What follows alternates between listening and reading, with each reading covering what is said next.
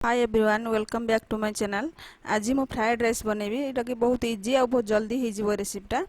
तो आरंभ करिया चलंतु फ्राइड राइस बनैबा। ता पूर्वरु आपण माने मो चैनल को जदि सब्सक्राइब करनांती प्लीज सब्सक्राइब कर दियंतु और पाखरे थिबा बेल आइकन को भी प्रेस कर दियंतु जहा द्वारा मोर नुआ नुआ रेसिपी रो नोटिफिकेशन आपण मान पाखरे सर्वप्रथमे पहुंची परिबो।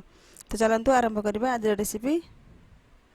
फ्राइड राइस बनिया मुझे भात नहीं 2 कप जोटा कि 90% कुक कर पूरा जदि आप 100% कुक करेंगे ताहले जिते आम फ्राइड राइस बनवा से कड़े चिपक से आम 90% कुक मु राइस नहीं परिवार मुझे बीन्स नहीं कि बंधा कोबी किसी नहीं गाजर एमती सब छोट छोट पीस रे शिमला मिर्च किसी नहीं 10टा गोलमरीचर गुंड मुझे आठी गोटे बड़ पियाज को छोट साइज करी काटी अदा रसुण भी गोटे गोटे चामच नहीं जोटा कि छोट छोट करी काटी नहीं आ सोया सॉस मुझे गोटे चामच यूज करुच्ची आ विनेगार भी गोटे चामच नेबी लुण नेबी स्वाद अनुसार आ ग्रीन चिली सॉस नेबी एठी मु गोटे चामच आ तेल नेबी एठी 2 चामच। तो चलंतु आरंभ करिवा। प्रथमे मु गोटे कड़ाई को गरम करी से 2 चामच तेल दे देछि। एबे आमे रसुण और अदा को सेतिरे टिके 30 सेकंड पई टिके बस एको भाजी नबा तेल रे। एको पोड़ीबेनी काइना पोड़ीले पोड़ा स्मेल हम रसुण से आमे मीडियम फ्लेम रे ही ताकू टिके बस तार कंचा स्मेल जीवा जाए आमे ताकू तेल रे भाजी नबा। देखंतु एडी हमर अदा रसुण भजा हे गलानी। तो एबे मु पियाज पकई दूची। पियाज को भी आमे 30 सेकंड जाए भाजीबा। आपको सिजेइबानी बस टिके तार कंचा स्मेल जीवा जाए सब जिनसर कंचा स्मेल जीवा जाए आमे ताकू भाजीबा। तार क्रंचीनेस जेमती रहइबो पूरा नरम हबनी से हिसाब रे आमे ताकू भाजी नबा।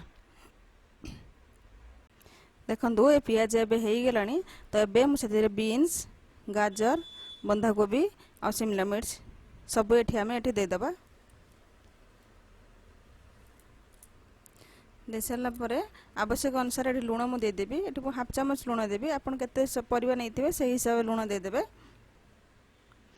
लुण दे सारा पर आम ताकू हाई फ्लेम रे ही 2 मिनिट भाजी नबा जमी तार क्रंचीनेस जीवनी आ नरम हेनी आ पोड़ी भी जीवनी जमी से हिसाब से आप लगातार कंटिन्यूस चलाउे ना से पोड़ी जीवार चांस रही है। तो हाई फ्लेम रे ही मुझे ये भाजी नेली।